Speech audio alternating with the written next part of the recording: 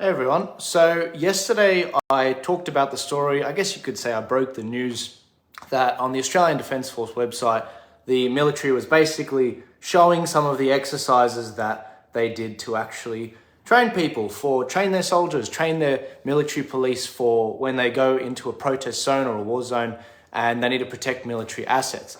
Now I put the call out for more information on this because I was obviously perplexed. I haven't seen this before. And to my great pleasure, I was actually quite relaxed by hearing what happened. Now, let me run you through it. There's two streams of thought that have come out of this. The first one is a lot of people that are in the military have contacted me or formerly in the military and said, hey, Joel, this is actually what's going on there. And then there are other people in my audience that are also saying, don't be a fool, Joel. They can turn these tactics on the people just like that. And so I wanted to entertain both schools of thought with this discussion.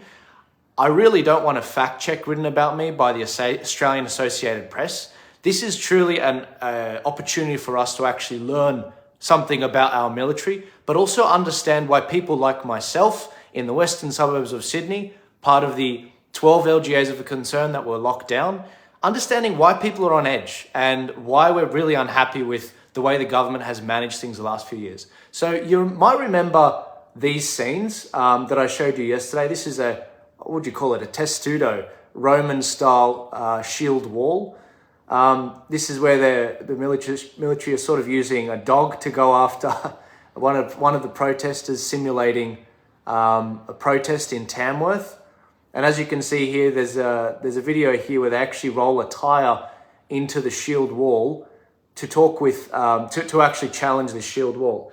Now, if you're tuning in right now and you tuned in yesterday, please give this a share, get it out there.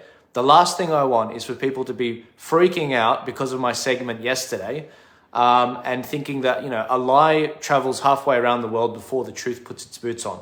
We're about searching for truth here, and I want to explore this idea. Now, why are people upset about this sort of footage?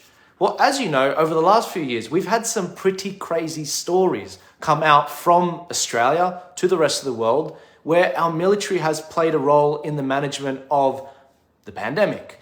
Now, the first one that sort of came to mind for me was Dan Andrews and Scott Morrison. I know that's flipped the wrong way around, but essentially it reads, offer of ADF support to Scott Morrison. This is where a lot of letters that Scott Morrison wrote to Dan Andrews reveal that Scott Morrison actually offered Dan Andrews ADF assistance, Australian Defence Force assistance. So that was on September 23rd, 2020. Here's another one. Remember the 12 LGAs of concern, areas like Bankstown and Parramatta that were locked down in southwestern Sydney? Well, this is an article from SBS on the 2nd of August 2021. Concerns about over-policing in lockdown Western Sydney as military begins to arrive. And it talks about how community leaders, including many mayors in these areas, are really concerned about their constituencies. There's a lot of people in southwestern Sydney that come from war-torn areas, and they are concerned about seeing the military being rolled out. But that's exactly what happened in the last few years, and this is exactly what was said at the time. No, please, don't work when I need you to work. There we go. The nature of the tasks that we're going to be performing are supporting the police under the direction of the New South Wales Police Force, and also supporting the Department of Health. I want to say right up front that we're not a law enforcement agency, and that's not what we'll be doing. The tasks that we've got underway today, for example, are delivering food hampers, assisting people with the setup of vaccination stations, and those sorts of tasks will unfold in the coming days. I also expect that we'll be engaging once again with the Department of Health for contact tracing, which is a task we did last year for approximately 3 months. So as the Commissioner said, this is really just an expansion of the tasks that we've currently got underway.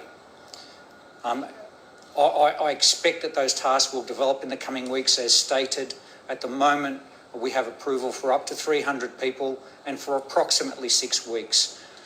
But that's the upper figure, and hopefully that's as long as it will take. And as soon as the operation is concluded, as soon as we are no longer needed, we'll step back out of the background and let the state do what the state does best.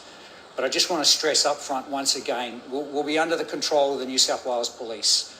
We're not a law enforcement agency, and we'll be doing tasks that are supportive in nature.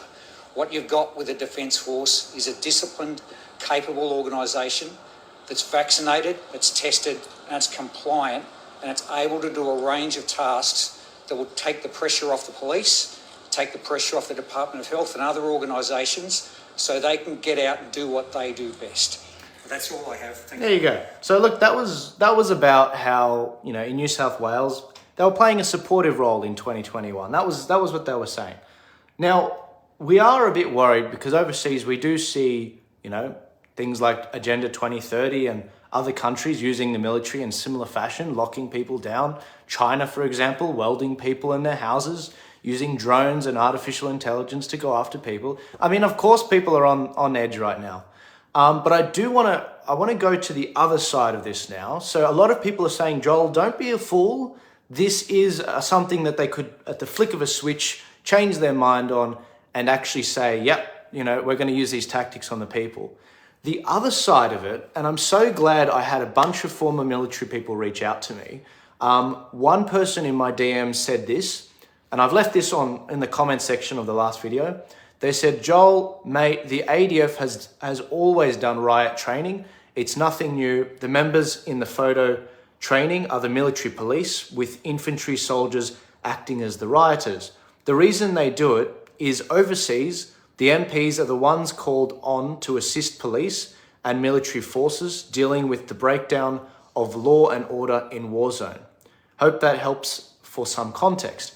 And then Danny Seal, he left a comment on here, and we're going to watch his video in a sec, where he said, firstly, I served in 9 MP company. We trained for crowd control for overseas deployment in the event we had to protect Australian assets / the embassy. Second, military police only have authority on federal government land. No government has the authority to use military police against civilians unless in war times or martial law.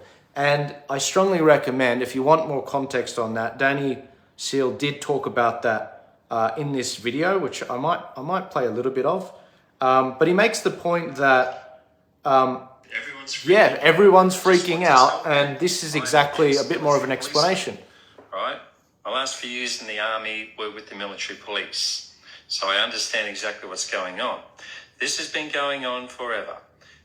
It's riot training, right? So when we get deployed overseas, it's up to the military police to guard the assets of the Australian Army. That could be an embassy, it could be a military base, it could be a checkpoint where you get, crowds of overseas people charging and everything. That's what the training's for. It's been going on forever, right? So it's got nothing to do with, they're coming for the Australians. The other thing is, your military police do not have authority in normal, civilian areas. We could only have any authority on government federal land, which includes airports, right? And the only time that changes is in martial law. But the only time you're going to have martial law is technically when you're in a war situation, right? So I understand that Joel doesn't understand military procedures. He doesn't really get how it all works. So this is why I'm doing this live now, just to allay people's fears. Thank you, Danny. There's nothing going on, right? This is not unusual. It's part of normal training. They're not coming to arrest people. They've got no authority to go into the streets of Brisbane, Melbourne, Sydney, Adelaide, Perth, Hobart, Darwin, anywhere, and arrest people or do riot control. They're not allowed to. There you go. If you want to see the rest of that video, that's on Danny Seal's Instagram. He's being heavily censored. When it comes to elections, Danny asks me on and talks about elections. When it comes to military stuff, I'm thankful people like Danny and people in my DMs from the military hit me up. But I have to say this, and I really want to stress this, I don't really trust the military. I don't trust them. The last few years just sort of showed me how quickly they can sort of be weaponized, or the police can be weaponized rather, on the people. And, Yeah, I don't know. I do feel uneasy about the use of police and also the military on Australian people. I mean, what is it that's stopping them from being used on the people? Is it legislation? Because in Australia, the Labor Party is in control of the lower house in the federal government, and in the upper house, they've got the Greens and Senator Pocock, which can pass legislation.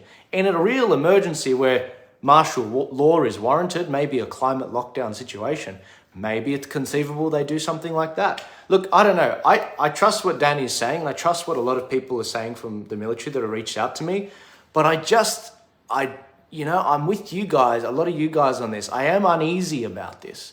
A lot of you also asked me about, just to wrap this subject up, a lot of you guys asked me about what this is behind me. Well, what you can see is a list of, basically a map of all the electorates in the New South Wales election, and you can see all the different colours of where freedom parties are running. You've got pink for IMOP, you've got orange for One Nation, you've got blue for the Liberal Democrats. I do believe there are some good shooters and fishers candidates that are running, and there's some great independents running as well. So in the coming weeks, there's going to be more commentary from me, more to my experts about politics and how to run campaigns successfully, as we did on a federal and state level. But in the meantime, I'm being heavily censored. If you guys can give this a share and get it right out there, please do. I hope this better informed you about both sides of the argument on this particular topic. I'm really getting smashed with the censorship. We used to get something like 3,000 people watching live. Now it's a few hundred. But if all of you shared this, all 130 of you watching live, this would reach 5,000 to 10,000 people. Thank you guys so much. God bless you. Have a great night. And don't go too far down the rabbit hole. I'll see you guys later. Ciao.